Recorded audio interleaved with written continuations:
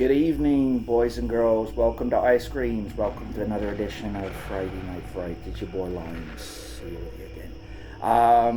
So what we're going to do tonight, let's talk a little bit about this COVID-19 pandemic. Not specifically about the pandemic itself, because I don't want to get too serious there. There's a lot of fears out there. I understand a lot of people are very freaked out right now. And, this is kind of our happy place. This is where we talk about horror movies. And, I don't really want to get too crazy or political or, shoving my opinions down your throat. What I will say is this. If you are one of those people that's, really, this is really hurting at the moment, it's really freaking you out, you're scared, my 2 cents. This too shall pass. Okay? We've been through this before. We've survived through things like this before. We will be fine. Just, practice good hygiene, be safe, washing your hands, just be cautious, and, we'll be fine. We will be okay. All right? Don't let the media freak you out too much over it, okay? You'll still be here for the end of the new Halloween trilogy, I promise you, all right? But what I would like to talk about, what I thought would be kind of cool tonight is, how viruses, pandemics, and fears of such have played such an integral role in, the horror and the sci-fi horror sort of, genres. Off the top of my head, we've had some great ones. We had the Andromeda Strain, right? You probably saw that. Michael Crichton's story there about a virus that comes down from outer space on a crippled satellite. A team of scientists in a futuristic installation are racing against time to try and find a cure before humanity's, facing an ELE, extinction level event. Right? Very cool movie. One of my favorites. That I really enjoy is, and it's pretty much forgotten, is a movie called The Cassandra Crossing from some years back, which had Richard Harris and Burt Lancaster. I think O.J. Simpson was in it. Oh my God, that gives it a whole other scary sidebar, right? But about some people, travelers on a train, that suddenly there's an outbreak of bubonic plague, and they're trying to survive against that as they're heading from one place to another, and suddenly they get the sense that the government's going to run the train off of a bridge and wipe them all out. It's pretty suspenseful, good movie if you get a chance to watch it. And then there's the good old-fashioned, the George Romero's, the Night of the Living Dead, and the Dawn of the Dead, and the Day of the Dead, which, those 3 movies form a fucking fantastic trilogy about, that say a lot about us as a species and how we deal in times of that kind of crisis. The Walking Dead on TV, right? We see that on a weekly basis, and what these things all have in common, is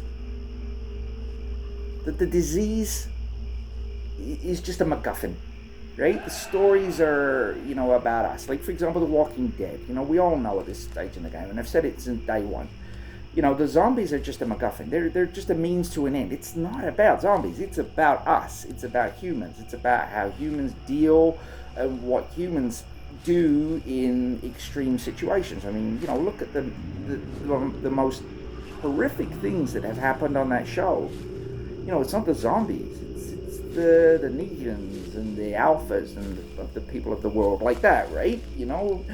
Zombies are just mindless, shambling things. They're not thinking, they're just doing, right? But when you've got something that still has its intelligence intact and says, I want what you've got, I'm going to wallop you over the head with a baseball bat with barbed wire wrapped around it, that's freaky. Because that's what's inside here. That's inside all of us, right? From deep down. And I think we like these movies, as we know, because we like anyone that likes horror movies, they like to explore the darker side of human nature. The one I want to put on your radar tonight is a BBC miniseries from the early 80s called The Mad Death.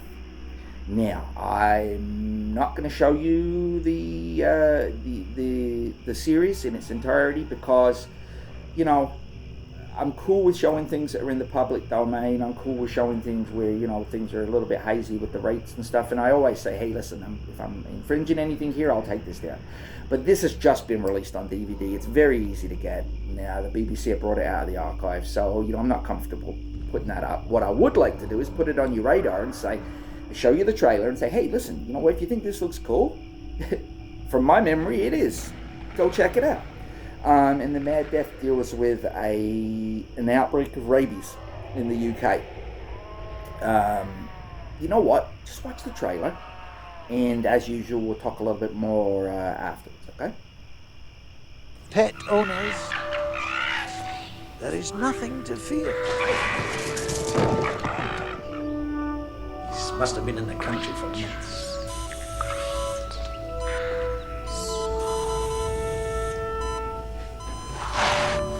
All animals to be shot on site.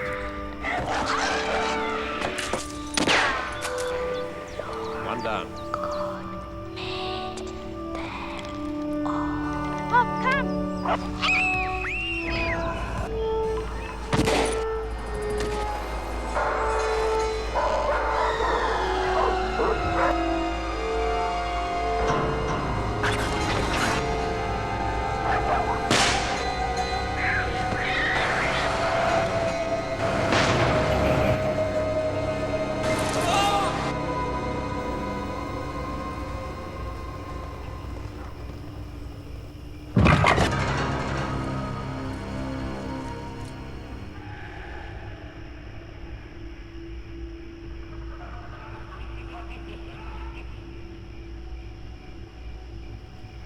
So yeah, Mad Death. Man, I gotta tell you, when we were kids, I would have been in junior school at the time when that was airing. That scared the piss out of us. I'll tell you, we were going in every day like, oh my God, did you see that last night? And the fox with the bitten, and was jumping up the side, and like, you know, oh, it was freaky stuff. But something you gotta understand, especially where rabies is concerned. And I haven't lived in the UK for a lot of years now, but when I was a kid there,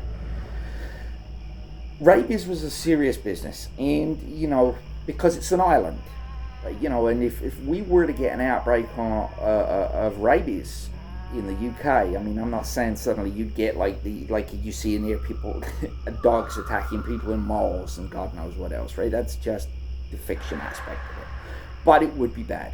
It would be really bad. It would be bad for the wild animal population, because it would very potentially go through us like wildfire, and a lot of, you know, animals would have to be, you know, wiped out, sacrificed, or, you know, sort of taken out of the equation, because you'd have to try and get this under control. And that's the serious kind of aspects that the Mad Death shows about that. And the reason I bring that up is because whenever you talk to people that don't really understand the situation in the UK, in the Mad Death, this all begins because of a woman in a fur coat that smuggles an animal through the one of the ports so that it doesn't have to go into our, because we have very strict quarantine laws when bringing animals into the country. And this impression that gets out there is, oh God, the English, the British, they don't like animals, they hate animals, look how long you have to keep your animal, like they don't like it. Not true. It's because we love animals that those quarantine laws are in place, because, you know, it could be devastating. It could be really, really bad. When the Channel Tunnel was built, one of the first fears was like, oh my God, rats and bats and things coming through there, and they spent a lot of money on detectors and such just to make sure that these kind of, you know, rodents couldn't come through and that tunnel and bring rabies onto the island. So so no, we don't hate animals. We love animals in the UK, but, you know, got to be practical about these things. And the Mad Death, like I say, so it takes it to the extremes, really amps up the horror in there. You know, there's a lot of suspense and a fair bit of cheese, I think, from when I look at it now. But still, some real solid stuff, again, based on a fear that which is what we're seeing right now with, you know, COVID-19. Oh my God, what's going to happen? You know, what's this going to bring? You know, what's tomorrow going to look like? You know, who knows? Let's just make sure, you know, that we're taking care of each other and we're being mindful of each other. I mean, this silliness that's going on with the people hoarding toilet paper right now, come on, for fuck's sake. Like, really? Like, you know, save some, you know, like, seriously, like, and I made damn sure when I went and did my shopping today, like, it's like I'm not falling into this trap. Yeah, I'm gonna maybe get like a couple of extra things of tissues or whatever, but not suddenly stocking up the cart with, like, there's other people that need these things too. You know, there's mums with babies that need baby wipes and stuff and diapers, and, you know, we got to be mindful. You know, the way we get through this is to care about the people in the community around us. You know, a little bit of caring goes a long way, right? That's the start of healing. So, you know, let's all just try and keep that mindset, you know, not to be silly. And I'll tell you something right now. I'm hearing stories and I'm seeing things about people that are, you know, selling toilet rolls they're buying them and selling them for 15, like, seriously, if you are, it's one thing hoarding it and, you know, for your own, all right, okay, that's a silly mistake to make, but you'll learn. But if you're one of these people that's doing that and you're exploiting people and you are buying things to sell them at a higher price, let me tell you right now, from me to you, if you are watching and you're doing that, that's just low. It doesn't get lower than that. Like, really, care about your fellow man, care about your brothers and sisters. Like, come on, really? Wake the fuck up. That's just silliness. But anyway, to the rest of you, I want to say, you know, enjoy your weekend, watch some horror, don't be too freaked out by what's going on in the world. It's going to turn around, everything's going to be good, and look forward to seeing you again for more Friday Night Frights. Peace out.